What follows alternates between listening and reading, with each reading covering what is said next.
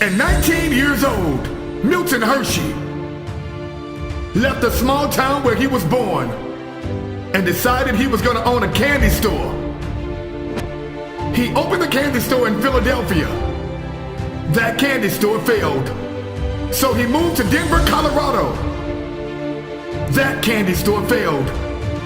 He moved to New York City to open a candy store, and that candy store failed. So he goes back to where he was born and decides, I'm not gonna give up on my dream. So he says, I have an idea. I'm gonna add milk into my chocolate. And he put chocolate in these long little bars.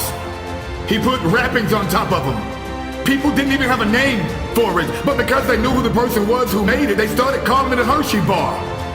So he took that same milk chocolate that he made in his little factory, put it in little small little balls, wrapped foil paper around it, and called it Hershey's Kisses.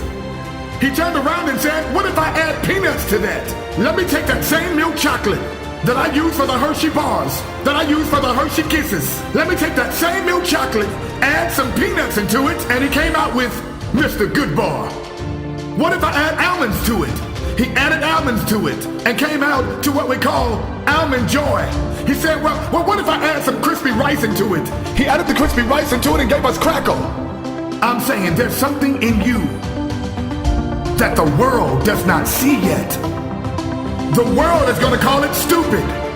They're gonna say it's never gonna work. They're gonna say you're wasting your time because they can't see what God has shown you.